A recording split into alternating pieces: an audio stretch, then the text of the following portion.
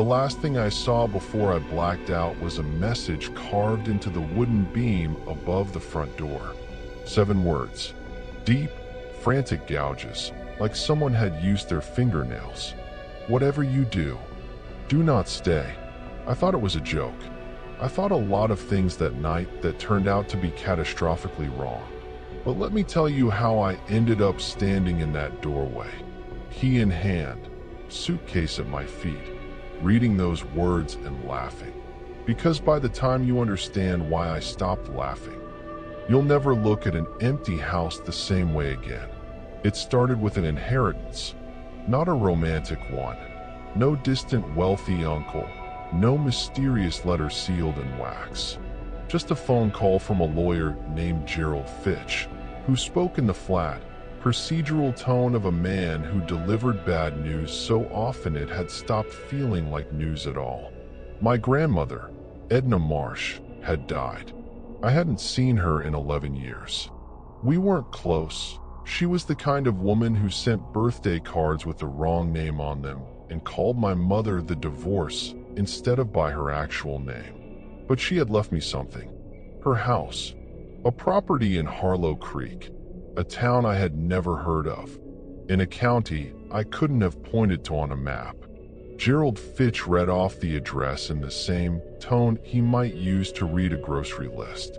I wrote it down on the back of a takeout receipt and stared at it for a long time after he hung up. My name is Daniel Marsh. I was 31 years old when all of this happened. I lived in a 1-bedroom apartment in the city that smelled of my neighbors cooking and the particular sadness of someone who had made most of his important decisions badly. I worked remotely for a logistics company, data entry, essentially the kind of work that could be done from anywhere with a decent internet connection and the willingness to be bored for 8 hours a day. I had a cat named Philip who regarded me with the specific contempt that only cats and ex-girlfriends can produce. I had a decent coffee maker, a bad back, and a persistent sense that my life was a waiting room for something that never quite arrived. The inheritance felt like a sign. That is the word people use, isn't it? A sign.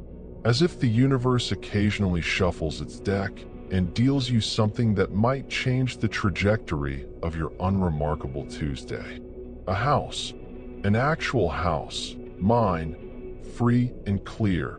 Gerald Fitch had confirmed there was no mortgage, no outstanding debt attached to the property.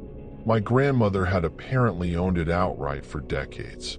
All I had to do was drive there, assess the condition of the place, and decide what to do with it. I told my friend Marcus about it over drinks that Thursday.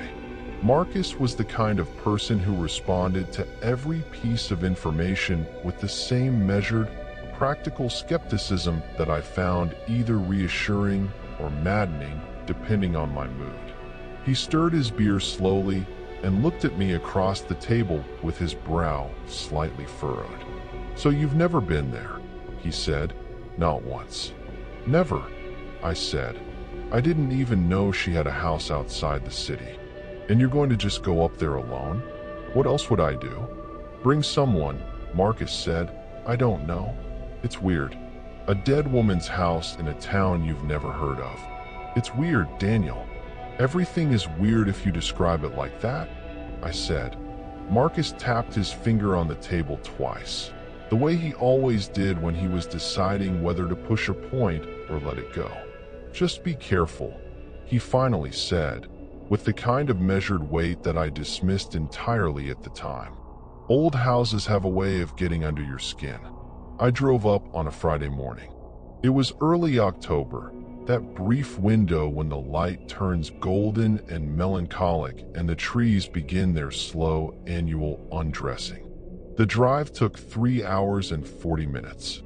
The last 40 minutes were on roads that narrowed steadily, like the highway was losing confidence in itself, until I was on a 2-lane stretch through dense woodland with no cell signal, and the GPS periodically freezing on directions it had calculated before the signal dropped. I passed through Harlow Creek itself, a main street with a gas station, a diner called Patty's, a hardware store with a hand-painted sign, and the particular quality of quietness you find in places that have been slowly bleeding residents for 30 years. The house was another 6 minutes beyond the town. I almost missed the turn, a gravel track between 2 rows of overgrown birch trees. No visible mailbox or sign. But the GPS unfroze long enough to insist, and I turned. The trees formed a kind of tunnel over the track, branches meeting overhead, and the afternoon light came through in fragments, uneven, flickering, as if the world above was struggling to maintain itself. I drove slowly, gravel popping under the tires, and then the trees opened up and I saw it. It was a farmhouse, 2 stories, white clapboard siding gone gray and peeling in long strips, a wide front porch sagging on one end where a support post had rotted through. The windows were intact, which surprised me. I had expected broken glass, the standard vandalism of abandonment. But they were all whole, and the curtains were drawn in every single one. Even in the afternoon light, the house looked dim, somehow darker than its surroundings, as if it were absorbing the October sun rather than reflecting it. There was a barn to the left, set back about 50 feet, its doors hanging open. Beyond the house, a field of tall grass gone brown and stiff, and beyond that the beginning of another tree line, dark and continuous. I sat in the car for a moment with the engine idling. The afternoon was quiet in the way rural places are quiet. Not silence exactly, but a layering of small sounds. Wind in the grass, a distant bird, the creak of that open barn door, moving slightly in the breeze. I took out my phone. No signal. I had expected this. I had downloaded offline maps and brought a printed copy of Gerald Fitch's paperwork, which I had tucked into the outer pocket of my bag like a man who had learned, at least in some small ways, from past disorganization. I turned off the engine and got out. The smell hit me immediately, not unpleasant, but dense and specific. Old wood and damp earth, and something underneath those things, something botanical and faintly sweet that I couldn't quite identify. Later I would learn it was foxglove. It grew in thick patches along the foundation of the house, still holding on in late October with a tenacity that seemed almost defiant. I remember that smell very clearly. It would come back to me later, in places where it had no business being. The front porch stairs creaked under my weight, but held. The front door was locked. I had the key from Gerald Fitch, a large iron skeleton key that seemed operatically gothic for a house that probably just needed new gutters and a coat of paint. I fitted into the lock. It turned smoothly, more smoothly than I expected for a house that had been empty for however long. I pushed the door open, and that's when I saw it, carved into the beam directly above the door frame, in letters that had gone dark with age but were unmistakably deliberate. Whatever you do, do not stay. I stood there for a moment with the key still in the lock. Then I looked more carefully at the letters. The cuts were deep, not a casual whittling, but driven, urgent. Some of the letters had been gone over multiple times, the wood torn rather than carved in places. I reached up and touched the groove of the exclamation marks. The wood was smooth there, smoothed by years of air and not by hands. This had been here a long time. I told myself it was probably a previous occupant's idea of a joke, a prank, a teenager with a knife and too much time. I told myself that, and I almost believed it, and I stepped inside.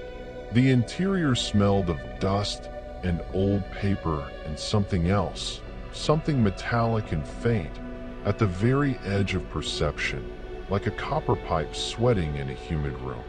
The hallway was dim, the curtains drawn throughout, and it took my eyes a moment to adjust. The floors were wide plank pine, dark with age, that flexed slightly under each step with a long, low groan. To the left was a sitting room, 2 armchairs, a sofa draped in a sheet, a fireplace with the grate half full of old ash. To the right, a staircase. Straight ahead, the hallway continued to what I assumed was the kitchen. I did a slow walkthrough of the ground floor first. The kitchen was large by old house standards. A cast iron stove, a farmhouse sink, white cabinets with the paint chipping at the corners, a table with 4 chairs. On the table was a single cup, ceramic, white, with a faded floral pattern. I picked it up. It was clean, not just old clean, with a patina of disuse. Actually clean, the way something is clean when someone has washed it recently.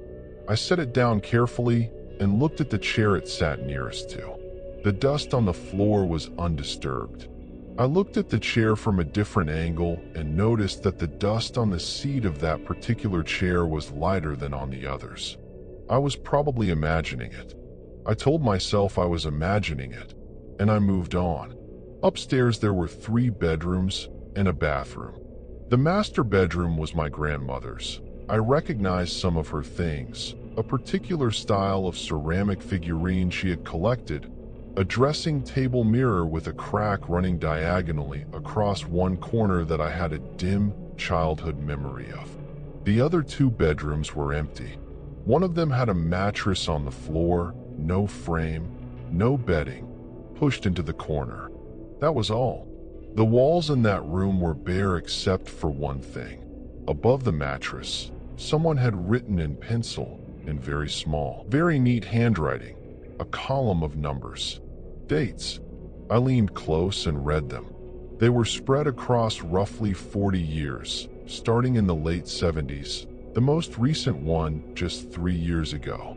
Some had marks beside them, small X's, drawn with the same neat pencil. Others had nothing. I stood in that room for a long time, longer than I meant to, reading dates that meant nothing to me and feeling the cold, particular discomfort of encountering evidence of a life you know nothing about. I left that room and closed the door behind me. The latch clicked sharply in the silence of the house. I had planned to drive back to the motel in the town. Harlow Creek had one motel, the Larkspur, a 6-room affair that Gerald Fitch had mentioned without enthusiasm. But by the time I finished the walkthrough, it was nearly 6 in the evening, and the light outside had gone amber and deep. I was tired from the drive. The house, for all its grimness, was structurally sound. The floors held, the windows were intact, the roof appeared to have no obvious collapse. There was a generator in the cellar that I hadn't tested yet, but there were also candles in the kitchen drawers and an old kerosene lamp on the fireplace mantel. I made a decision that I would re-examine extensively in the weeks that followed. I decided to spend the night. I went back to my car and got my bag. I carried it up the porch stairs. I stood in the doorway for a moment, looking up at the carved message. "Whatever you do, do not stay." I ran my thumb along the bottom edge of the carving. Those deep, frantic letters. "Noted," I said aloud, to no one. My voice sounded strange in the open air, swallowed too quickly. I went inside and closed the door. I made dinner from what I had brought. Cheese, crackers, some cold cuts, a thermos of coffee I had filled at Patty's Diner in town. I ate at the kitchen table, in the chair that wasn't the one beside the clean cup. I wasn't sure why I made that choice, but I made it. The kerosene lamp gave off a warm, slightly chemical light that pushed the darkness back from the table, but left the edges of the kitchen dim. The windows were black mirrors. The house settled and creaked around me in the way old houses do, a language of wood and temperature change that is perfectly ordinary, and that the human nervous system is nonetheless designed to interpret as threatening. I sat and ate and listened and told myself everything was fine. After dinner, I went to sit in the armchair in the sitting room. the one that faced the fireplace. I had brushed the ash out of the grate and built a small fire from wood stacked beside the hearth. Dry, well seasoned, it caught quickly. The fire changed the room considerably. It made it warmer, obviously, and lighter, but more than that, it made it more human. A room with a fire in it is a room someone is living in, and living in it temporarily displaced the quality of vacancy that had hung in the house since I arrived. I sat with my coffee and my phone, useless for calls but functional as a reading device with downloaded books. And I read for an hour, and the fire burned down, and I was almost relaxed. It was the sound that changed that. It came from upstairs, not a creak of settling wood. I knew what that sounded like by now. This was different, rhythmic, slow, and deliberate. Like footsteps, not walking. More like the shifting of weight from one foot to the other, back and forth, the way a person stands when they are waiting.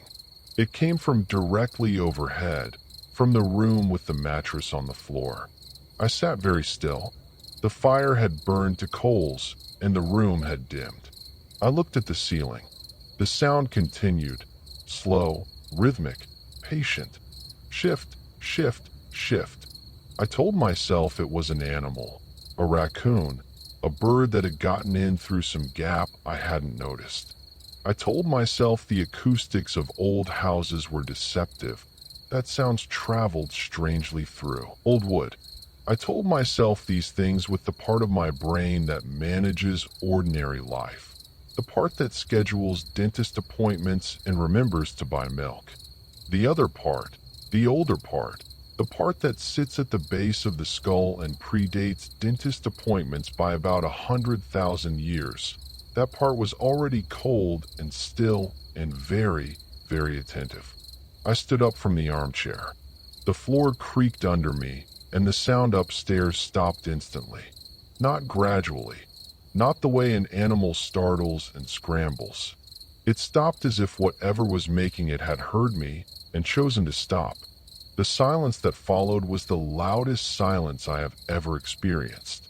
I stood in the dying light of the fire and listened to it, and felt the cold moving up from somewhere below the floorboards and wrapping itself around my ankles. I did not call out. I don't know why. Perhaps because some part of me understood that calling out was an acknowledgement, a confirmation that there was something to call out to. Instead, I moved to the fireplace and picked up the poker. It was iron, heavy, reassuring in my hand. I stood at the base of the staircase and looked up. The upper hallway was dark. The curtains on the landing window were drawn and no light came through. I couldn't see anything. I held the poker and listened. Silence. Absolute, total, pressing silence. I went up the stairs. I told myself afterward that this was stupid. Marcus, when I told him, said it with considerably more force. Are you insane? Daniel, what were you doing? But in the moment it didn't feel like a choice. It felt like the only possible thing, like the alternative, which was to stand at the bottom of the stairs listening to that silence for the rest of the night, was somehow worse than knowing. I went up slowly, keeping to the edge of the treads where they were less likely to creak, the poker held in both hands. The top of the stairs, the dark hallway, 3 closed doors. I stood and listened. Nothing. I reached for the light switch. I hadn't tested whether there was power, but I tried it anyway. Nothing. Of course. I had the kerosene lamp downstairs. I had my phone with its torch function. I took it out and turned it on. The hallway was empty. Bare wood walls, bare floor. The doors to the master bedroom and the bathroom were closed, as I had left them. The door to the room with the mattress was also closed. I crossed to it and stood before it with my hand on the knob, and the phone light pointed at the floor and the poker in my other hand. I opened the door. The room was empty. The mattress in the corner, exactly as I had left it. The column of penciled dates on the wall. The single window with its curtain drawn. Empty. I swept the phone light across every corner. Nothing. I stepped fully inside and turned around slowly. Nothing. I looked at the mattress and stopped. The mattress had been moved. Not dramatically, not thrown across the room or overturned. But it had been in the far left corner when I left the room. Now it was in the far right corner. The distance between those two positions was perhaps 8 feet. I stood and looked at it for a long time.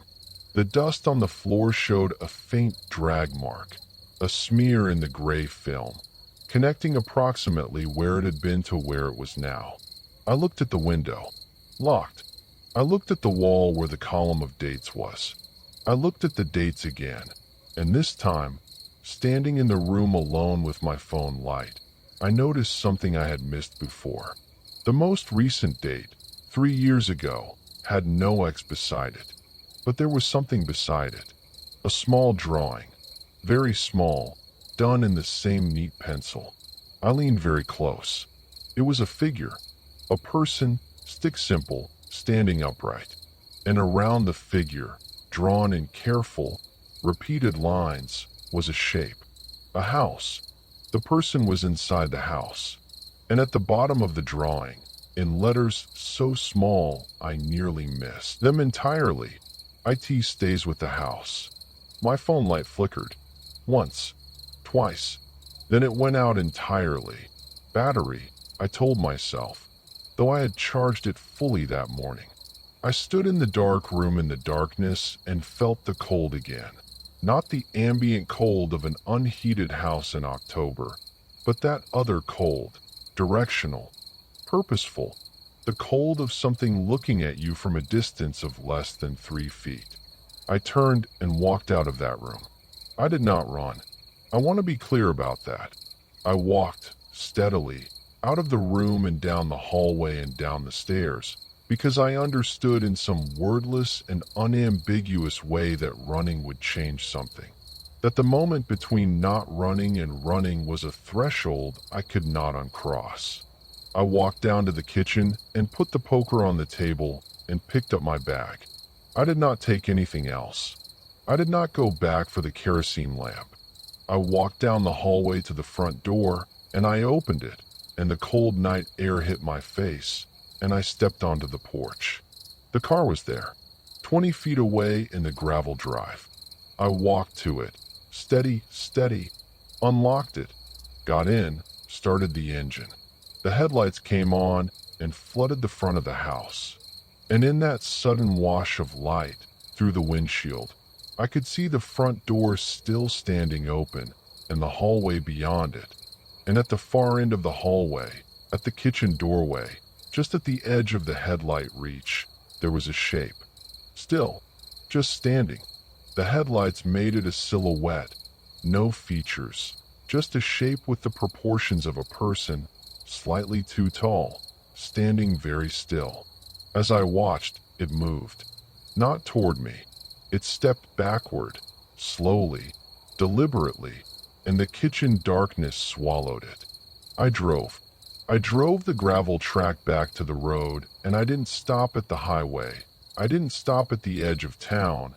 I drove until I hit the first lit gas station I found, 45 minutes from Harlow Creek, and I sat in the bright fluorescent forecourt with the engine running and the doors locked, and I called Marcus, who answered on the 4th ring, sounding half asleep. "Daniel? It's midnight." "I left," I said. My voice was calm. I was surprised by how calm it was. "I left the house." A pause. The sound of him sitting up, sheets moving. "What happened?" he said, and the sleepiness was gone. I told him. I told him everything, starting with the message above the door and ending with the shape at the end of the hallway. I told him while I sat in the gas station forecourt with the fluorescent lights turning everything flat and overlit and safe. When I finished, there was a silence on the line. "Come here," Marcus said. "Just drive here. Don't go back." "I'm not going back," I said. "I know," he said, "but say it anyway. I'm not going back." I didn't. That night, at least. I drove to Marcus's apartment, and slept on his couch with the lights on, and woke up at 9 in the morning feeling simultaneously ridiculous and absolutely certain of everything I had seen. Marcus made coffee and sat across from me and said nothing while I drank it, which is one of the reasons Marcus and I have been friends for 14 years. He is a man who understands the value of a cup of coffee drunk in silence before anything has to be decided. "You could just sell it," he said eventually. "I know," I said. "Gerald Fitch can handle everything. You don't have to go back." "I know. But you want to understand," Marcus said. It wasn't a question. I looked into my coffee cup. The thing is, he was right. That was the part one couldn't explain sensibly. The part that would have sounded absurd to anyone who hadn't been standing in that room in the dark, feeling that cold, directional attention. I wanted to understand. Not because I was brave. I wasn't. I was 31 years old with a bad back and a cat named Philip and an established track record of bad decisions, but because something had been left there and it had my grandmother's name attached to it, and it was, in some way I couldn't articulate, mine. "Let me research it first," I said, "before I decide anything.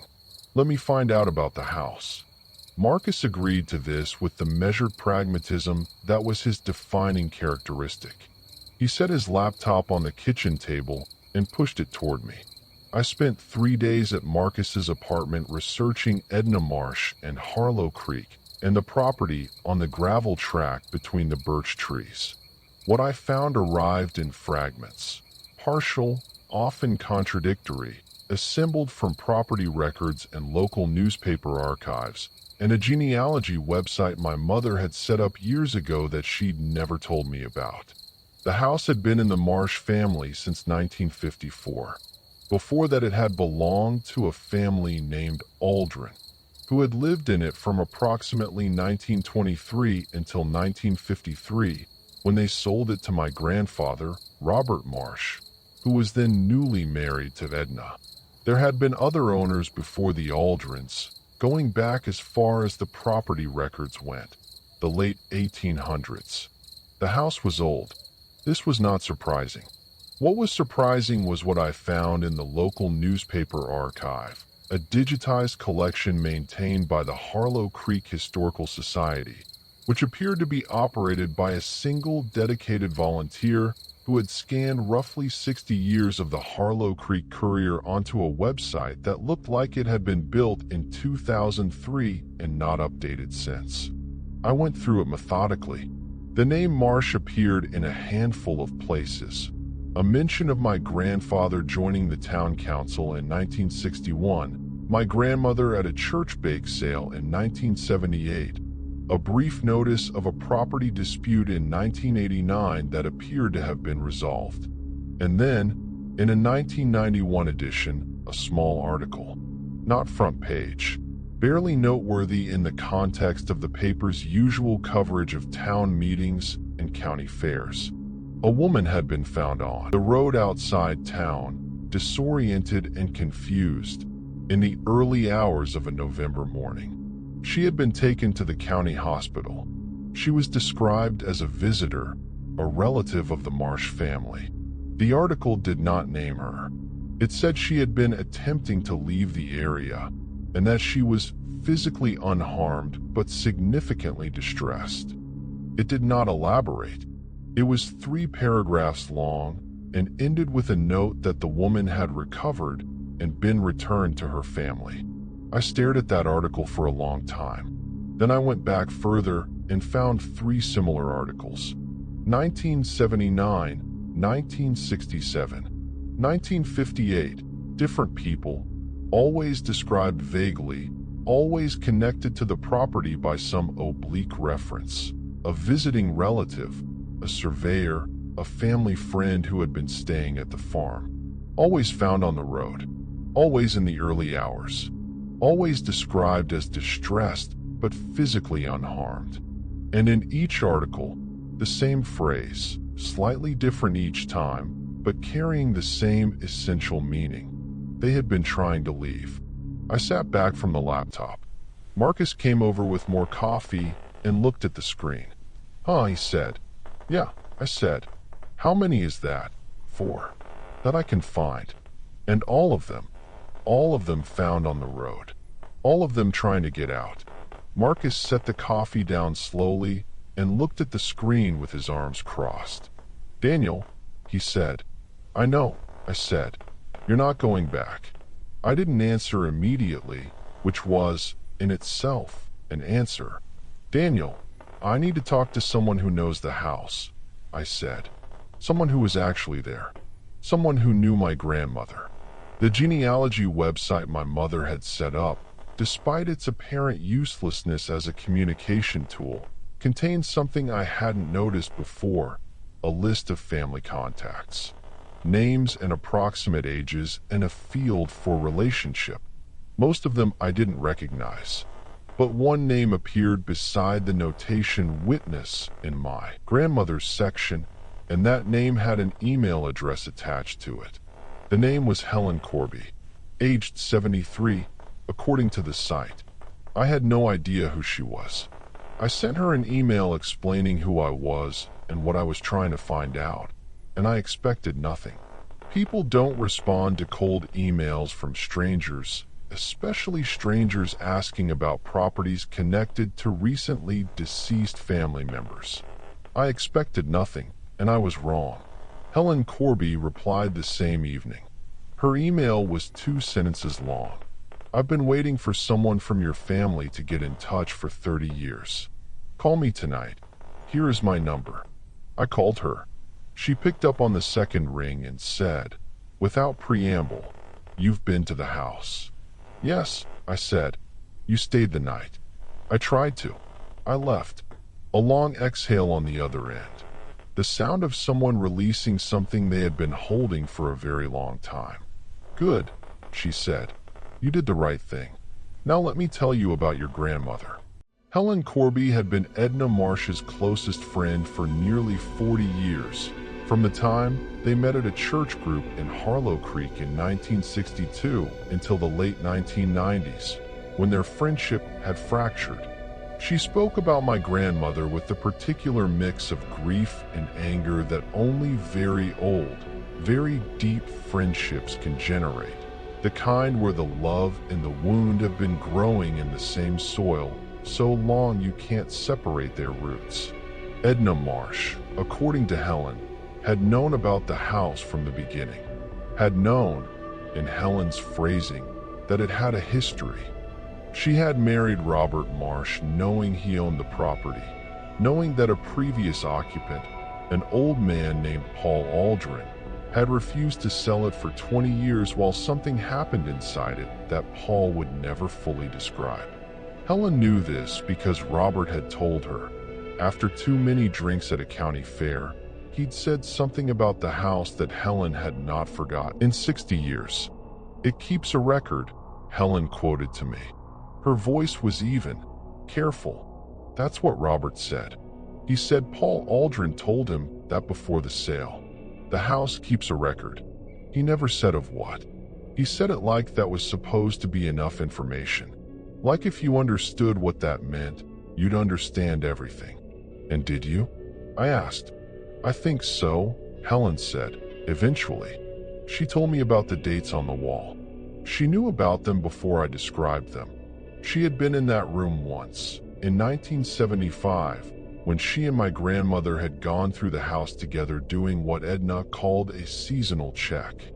Helen had asked about the dates, and Edna had changed the subject with the specific brisk efficiency of someone who has decided not to discuss something but can't entirely hide that there is something to not discuss. She told me later, Helen said. Not that day. Years later. She said they were the dates that someone had stayed in the house and then left. She said the X's were the ones who left properly. And the ones without X's? I said, a pause on the line, long enough that I thought the call had dropped. Helen? The ones without X's didn't leave the same way they arrived, she said quietly. That's how Edna put it. Not the same way they arrived. She never said more than that. I asked her once, I pushed her on it, really pushed, and she looked at me with this expression I'd never seen on her before, like she was warning me. She said, "Helen, there are things about that property that need to stay with that property." And I stopped asking. I was sitting on Marcus's couch in the lamplight with the phone against my ear and my hand very tight on my knee. Marcus had left the room. He was doing dishes, the particular companionable sound of someone giving you privacy in a small apartment by doing something domestic. "What is it?" I asked Helen. "What's actually in there?" Another pause. When she spoke again, her voice had changed, quieter, more precise. "I don't know exactly," she said. "I don't think anyone does exactly. But I'll tell you what I believe, based on what I saw and what your grandmother told me over 40 years. I believe there's something in that house that has been there for a very long time. Something that doesn't have a human shape, but knows how to use one. And I believe it doesn't want people to leave. Not forever. It seems to let most people go. But when it finds one that suits it, one that has something it wants or needs, it tries to keep them." "And the dates on the wall," I said slowly. "Someone was keeping track." "Your grandmother," Helen said. "And before her, Paul Aldrin. And before him, someone else, probably. They kept track because the keeping track mattered to them. Because each date was a person who had been in danger, and noting it was the closest thing they could manage to protection. A record, like Robert said. The house keeps a record, and so did they." A brief pause, separately. I asked Helen what had happened with the most recent date. 3 years ago. No X beside it, just the small drawing of a person inside a house. The silence on the line stretched for a very long time. "Your grandmother's niece," Helen finally said. "Margaret. She went up to check on the property for Edna, who by then was too ill to go herself. She was going to spend one night and come back. She did come back, but it took 4 days. 4 days before anyone found her on the road outside town. She was physically fine, but she hasn't been the same since. She lives in a care facility now. She's in her 50s and she's in a care facility and she doesn't speak very much. When she does speak," Helen stopped. I heard her take a careful breath. "When she does, she asks to go back. She says she left something behind." I said nothing. The kitchen sounds had stopped. Marcus had turned off the tap and the apartment was very quiet. "Your grandmother left you the house," Helen said. "Not as a gift, I don't think. Not exactly. I think she left it to you because she had to leave it to someone, and she trusted you to make the right decision about it." "What's the right decision?" I said. "She never told me," Helen said. "But I think the fact that you left when you had the chance means something. I think it's paying attention to the messages. I think it's not letting it get its hooks in too far before you notice." She paused, and when she continued, her voice was very careful and deliberate, the way someone speaks when they are trying to transmit something precise. "Daniel, whatever you decide to do with the property, whatever decision you make about the house, don't go back at night. Don't stay alone. And if you go inside and you feel the cold, that particular cold, you'll know which one. You leave. Immediately. You don't investigate it. You don't look for it. You leave." I thanked her. She said she hoped I would be all right. She said she was sorry about my grandmother. Then she said, just before she hung up, "Whatever's in that house, it's patient. It's been patient for a very long time. Don't confuse patience for weakness." I sat with the phone in my hand for a long time after the call ended. Marcus came back from the kitchen and sat in the chair across from me and waited. "I need to go back," I said. "During the day?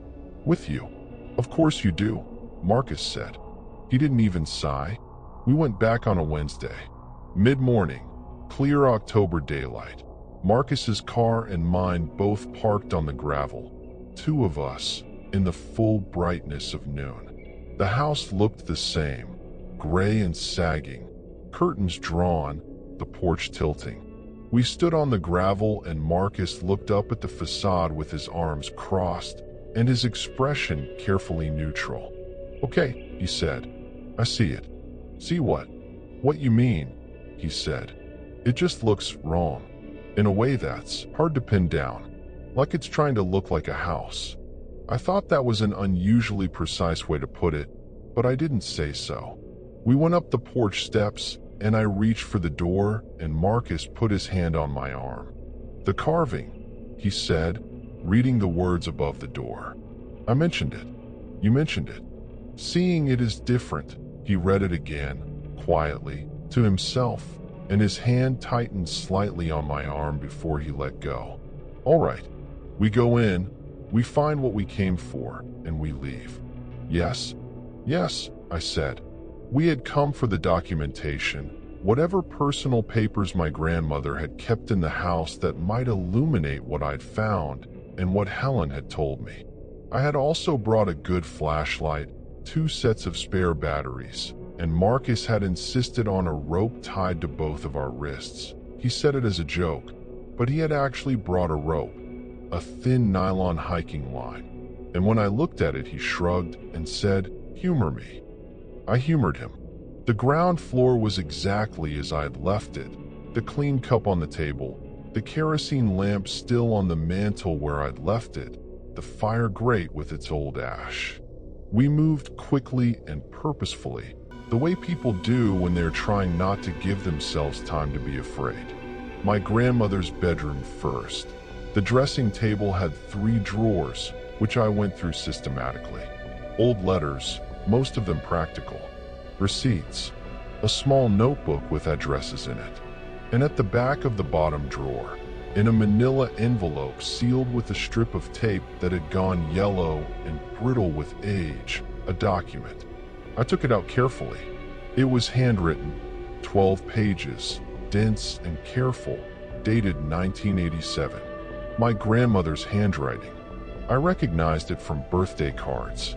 "Take it," Marcus said. "Read it outside." I agreed, and we moved to the room with the mattress. I didn't want to go there, but I needed to. I needed to know if the mattress had moved again, and I needed to look at those dates more carefully than I had by phone light. We stood in the doorway together. The mattress was back in the left corner, back where it had been the first time I saw it. Marcus stepped fully into the room and crossed to the wall with the dates. He read through them slowly, hands in his pockets, not touching the wall. I watched him.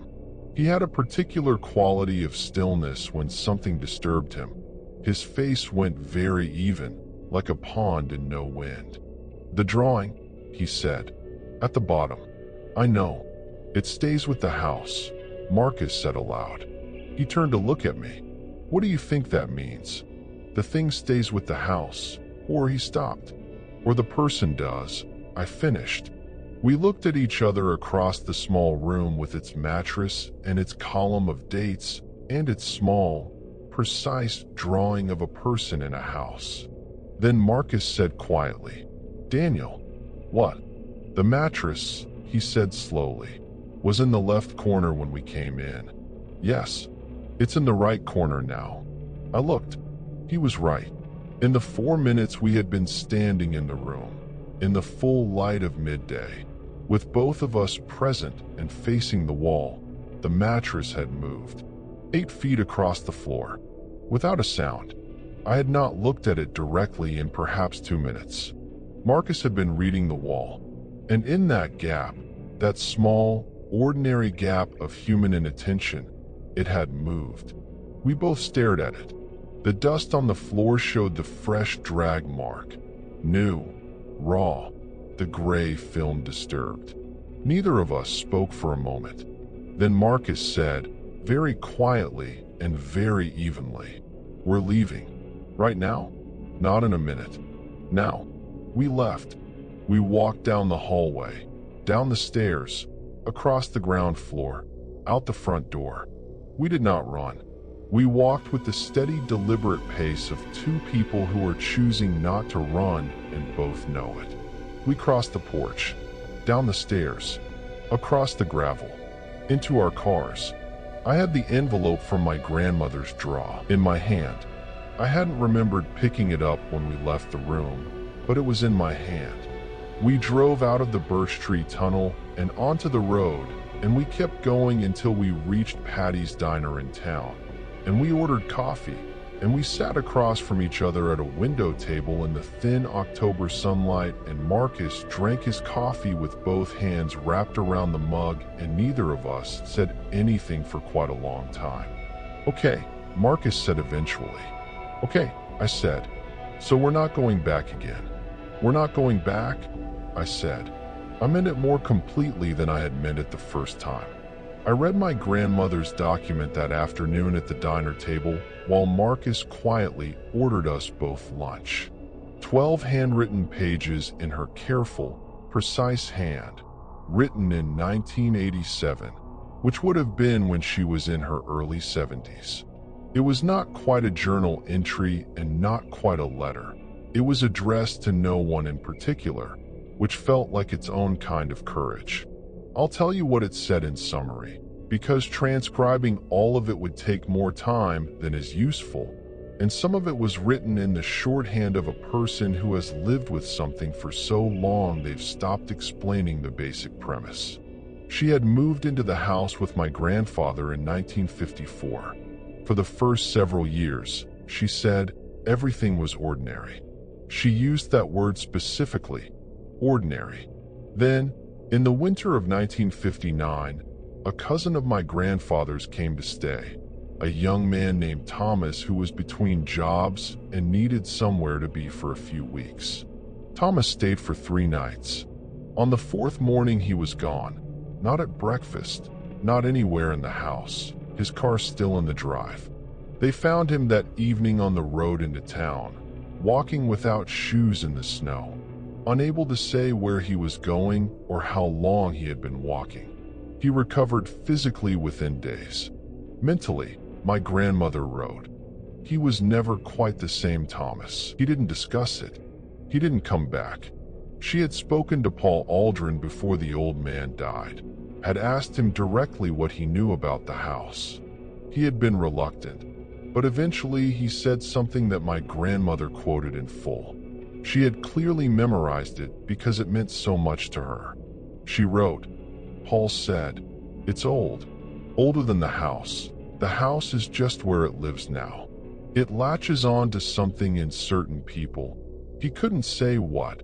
A quality, a particular kind of loneliness, maybe, or something it needs that I don't have words for. And when it finds it, it tries to keep that person. Not forever. I don't think it wants them forever. I think it wants them until it's had what it needs. But while it's having it, it doesn't want to let go, and it will do whatever it can manage to make sure they don't leave. My grandmother had spent the rest of her life in that house managing this knowledge, keeping the record, using the house herself as little as possible, staying mostly in the town, coming out to the property only occasionally, keeping track of anyone who set foot inside for any length of time. She wrote that she had gotten good at reading people, at identifying who had the quality that drew it, and being careful to steer those people away from extended stays. The X's in the column of dates were people she had successfully gotten out. The ones without X's were the ones she had failed. She listed 4 of them: Thomas the cousin, a young woman surveyor from the county, a friend of my mother's she did not name, and last, Margaret. Each entry was a single sentence. Each sentence carried the weight of something she had been carrying for a very long time. The last page of the document was addressed to me, not by name. She wrote, to whoever inherits this property from me. But she had kept a copy in the address book she kept of all her grandchildren's contact details, and she had put my name on the envelope. So it was, to me, she wrote, I am leaving you this property not because I want you to have it, but because the house must go to someone, and I would rather it go to someone in our family who can continue the record than to a stranger who would not understand what they were inheriting. I am sorry for this. I know it is not a gift. I know what I am asking is not fair, but I am asking it anyway, because somebody has to, and you were always the one who paid attention to things. I put the document down on the diner table. Marcus had stopped eating. He was watching me with the careful attention of a person waiting for news. "What does it say?" he said. I told him. All of it. He listened without interrupting, which was unusual for Marcus. He was normally an active listener, corrections and questions inserted at intervals. This time he just listened with his food getting cold on his plate. When I finished, there was a long silence. "It tries to keep that person until it's had what it needs," Marcus said slowly. "What does it need?" "I don't know." She didn't know. Paul Aldrin didn't know. But it's been doing this for how long? Longer than the house has existed, apparently. The house is just where it lives now. Marcus picked up his fork and put it down again without using it. "Daniel," he said, "I want you to hear me very clearly. You cannot keep this property. I know. You can't sell it to someone who doesn't know what it is. You can't rent it. You can't pass it on to another family member. Whatever you do with it, you can't put another person in that house without knowing what they're walking into." "I know," I said. "I've been thinking about that since I read the last page." And I looked at the envelope on the table. My grandmother's handwriting on the outside. She spent her life managing it, I said, being responsible for it, keeping people safe. That was the choice she made. I don't think I can do that. I don't think I have the right to ask someone else to do it. I paused, but I also can't just walk away and leave it for whoever comes next. "So what do you do?" "I don't know yet," I said, "but I'm going to figure it out." I drove back to the city that evening. I didn't go back to Harlow Creek for 6 weeks. In those 6 weeks, I did 3 things. I saw a structural engineer who specialized in property demolition and asked her, purely theoretically, what was involved in demolishing a 2-story farmhouse. I spoke with Gerald Fitch, who told me with professionally maintained neutrality that demolishing the property was entirely within my rights as the owner and that the cost would be, in his estimation, manageable, though he looked at me throughout this conversation with the expression of a man who wanted to ask several questions and was choosing not to. And I called Helen Corby again and told her what my grandmother's document said and asked her if she thought destruction of the building would make any difference. Helen was quiet for a long time. "I don't know," she finally said. "Your grandmother never considered it. Or if she did, she never told me. Paul Aldrin never said anything about it. But," she paused, "if it's older than the house, if the house is just where it lives, then removing the house might just mean it lives somewhere else. It might mean nothing, or it might interrupt whatever it is," I said. "Remove the structure. Remove the anchor point." "Possibly," Helen said, "or it might just move on, and then we'd have no record of it. No warning." This was the thing that stopped me. No record. No warning. My grandmother had spent 40 years keeping the record precisely because someone had to, because knowing where it was and being able to warn people off was the only protection available. If I demolished the house and the thing moved, went elsewhere, found a new anchor point, then everything she had built would be undone. The next person who encountered it wouldn't have a carved message above the door or a column of dates on a wall or a manila envelope in a drawer. They would just have the cold. I was still thinking about this when I went back to Harlow Creek. It was November by then. The birch trees on the track had lost most of their leaves and stood bare and white against a gray sky. The house looked starker without the October foliage, more exposed, more honestly itself without the flattering disguise of autumn color. I parked on the gravel and sat in the car for a long time with the engine running and the heat on. I had a plan. It was not a particularly good plan, but it was the only one I had managed to construct that accounted for all the constraints. I had written it out in a notebook and gone over it with Marcus, who had called it inadvisable but logical, which was Marcus's highest praise for any plan that involved walking back into the farmhouse. I did not go inside. That was the core of the plan. I stood on the gravel, 12 feet from the porch, in the gray November morning, and I spoke to the house. I know how that sounds. I was aware of how it sounded even as I was doing it. But Helen had said it was old and patient and capable of understanding, of choosing, of making decisions about who it wanted. If it was capable of all that, it was capable of listening. I said, I know what you are. I know what you've done to people. I know you've been here a long time, and I know you need something from people. And I know you don't want to let it go. My voice was steady. The wind was cold, and the trees were moving, and the house was utterly still. I'm not going to give you what you want. I'm not going to stay, and I'm not going to send anyone else in who doesn't know what they're walking into. I'm going to keep this property. I'm going to maintain the record, and anyone who comes near this place is going to know what's here. That's the deal. That's the only deal available. Silence. The barn door moved in the wind. The house didn't change, didn't shift or respond in any observable way. It just stood there, gray and still and patient, behind its drawn curtains. I don't know if it heard me. I don't know if it matters. I got back in my car and drove to Patty's Diner and ate a very large breakfast and drove home. That was 8 months ago. I still own the house. I have not been inside it since that October night when I walked out with the poker in my hand and saw the shape at the end of the hallway. I go out to the property every 6 weeks or so.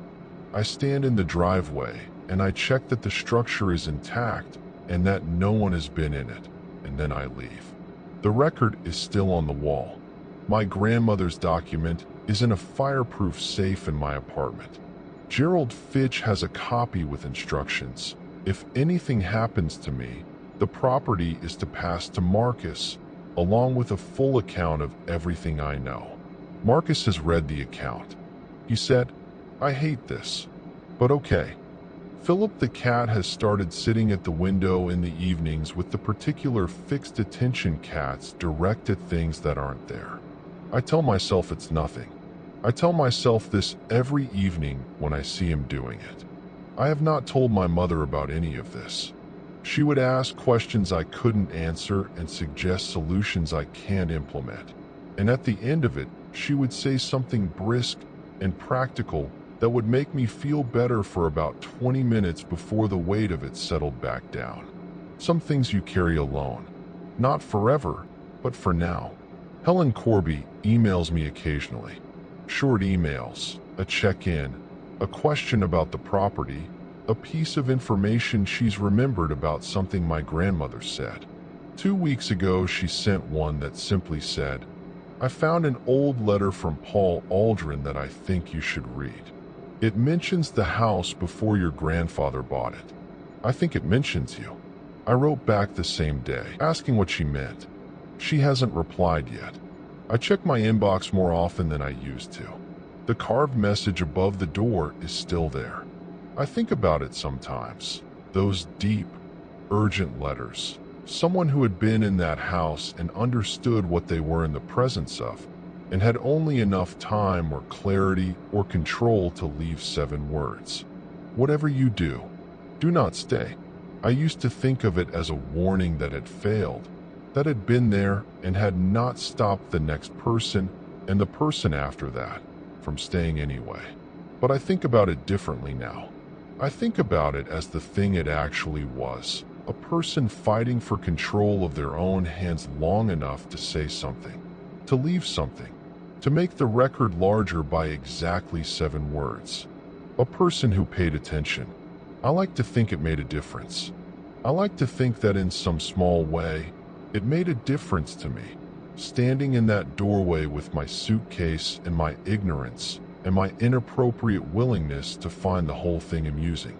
I like to think that those 7 words carved by someone I will never know, in a doorway of a house I am afraid of, reached me in time. I think about Margaret in her care facility. I think about what she left behind. I think about what it would mean to leave something of yourself in a place like that. To have something take a piece of what you are and keep it. And for the piece that remains to keep asking to go back.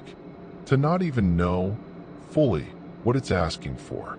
The foxglove by the foundation was still alive when I drove out last week. It shouldn't be. November in that part of the country, it should be long dead. But it was there, low and dark green against the gray foundation stones, holding on with the specific tenacity I had noticed on my first visit. I looked at it from the car for a while. Then I drove away. The Larkspur Motel in town has the same 6 rooms it always had. The same thin curtains and the smell of industrial cleaning products and the particular quality of silence in a room where many people have slept badly. I stay there now when I go out to the property.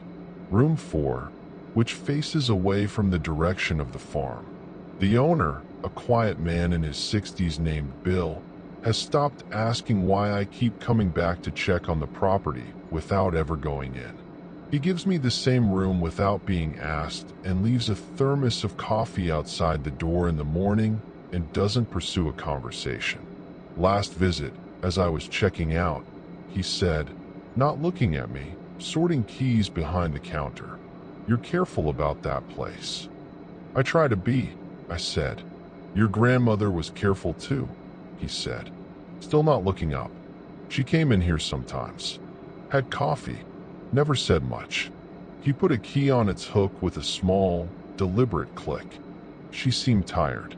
The way people look when they've been carrying something heavy for a long time. "She was," I said.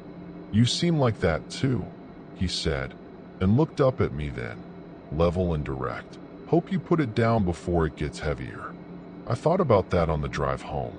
I thought about my grandmother, tired, careful, carrying the weight of a secret that was also a responsibility that was also a debt she hadn't chosen to incur. I thought about the column of dates on the wall, the X's and the ones without X's, the small drawing of a person inside a house. It stays with the house. I thought about what it means to be the person who knows, who keeps the record, who stands in the driveway and says, "I know what you are," and drives away and comes back 6 weeks later and does it again. Then I got home and Philip was sitting on the windowsill with his back to me, watching something in the dark street below with an attention that cats don't usually direct at nothing. I stood in the middle of my apartment with my keys in my hand and watched him watching whatever it was, and the cold didn't come and the lights stayed on.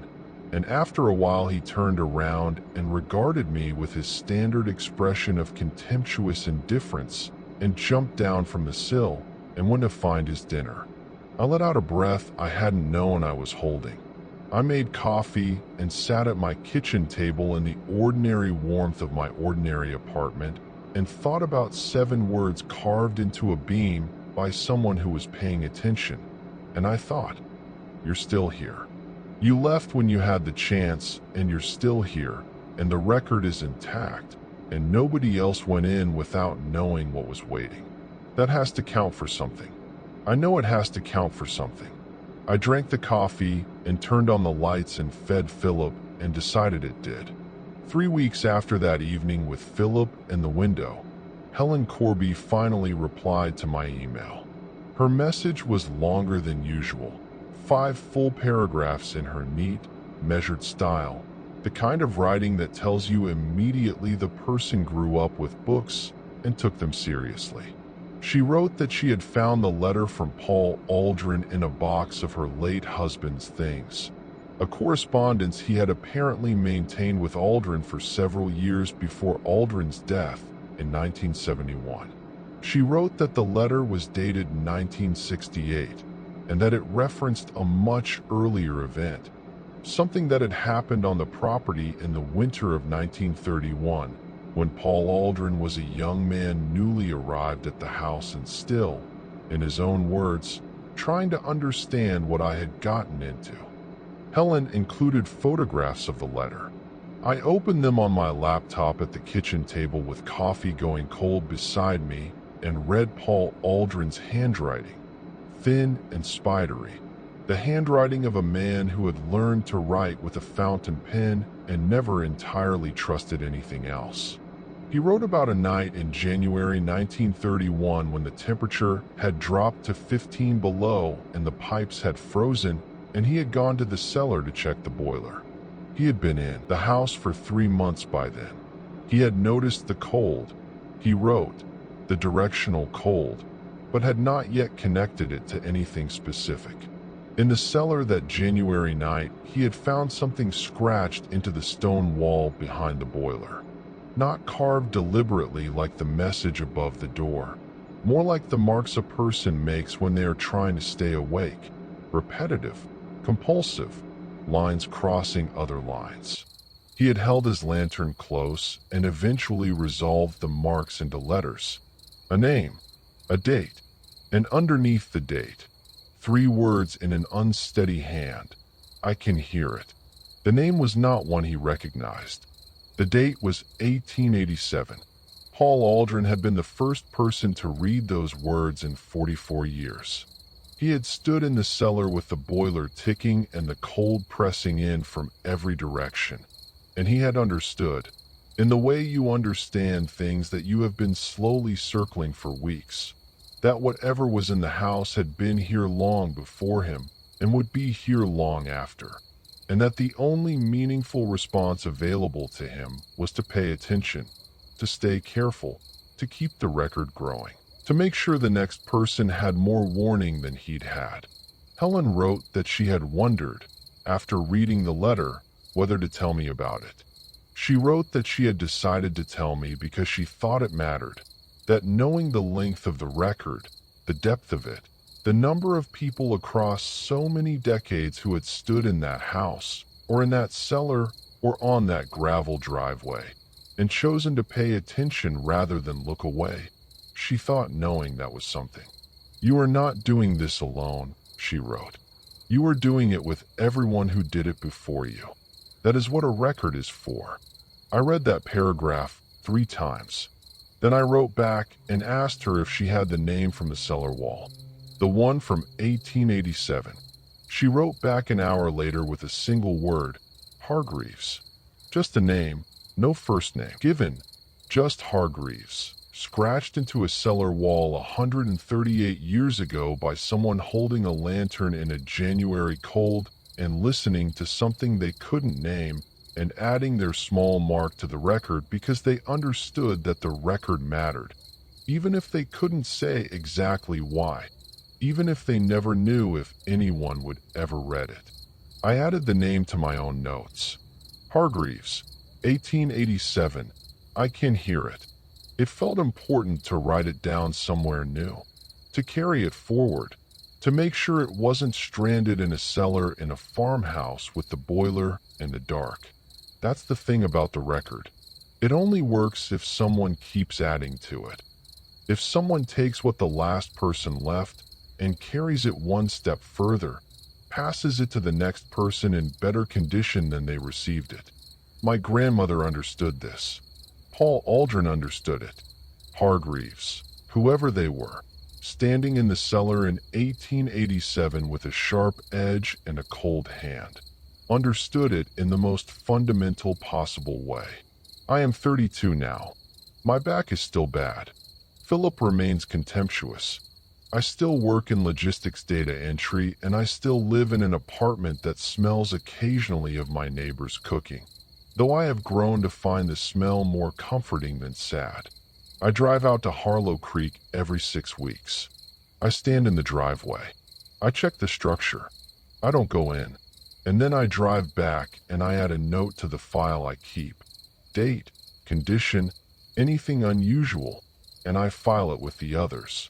Gerald Fitch called last month with the routine inquiry about whether I intended to do anything with the property. Sell, develop, demolish. I told him I intended to maintain it indefinitely. He paused and said, with great professional discretion, I see. Then he said, in a slightly different tone, the tone of a man briefly departing from professional discretion, "Mr. Marsh, I've handled that property for 30 years. Your grandmother instructed me never to accept offers on it, regardless of price. Several people made offers over the years. One of them was quite substantial." A pause. "She turned them all down without explanation." "I know," I said. "I thought you might," he said. He went back to professional discretion. We concluded the call. The farmhouse is still standing. The foxglove is still growing against the foundation. Impossibly persistent for November, but then nothing about that property has ever behaved the way things are supposed to. The curtains are still drawn in every window. The message is still above the door. The record is still on the wall.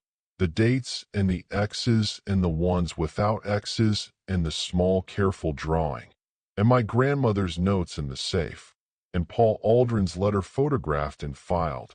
And Hargreaves in the cellar. 1887. Adding their name to something they hoped someone would eventually read. I read it. I'm reading it. I'll keep reading it. And adding to it. And making sure that the next person who turns down the gravel track between the birch trees and sees the gray clapboard and the drawn curtains and the sagging porch. If there is a next person, if I fail in some way or the responsibility passes on in some way I haven't anticipated, that person will have everything I know. Every name, every date, every X, and every absence of X. They will stand at the door and read the 7 carved words, and they will know, before they even touch the key, what those words cost, and who paid for them and why. They will walk away with more than I had. That has to count for something. The last thing I do every time I visit is the same. I get back in the car. I adjust the mirror, and before I drive away I look at the house one last time in the rearview mirror. Just for a moment. It sits there in the gray morning light, patient, old, permanent. And then I put the car in gear and I drive. And the birch trees close over the track above me, and the house disappears. And I drive.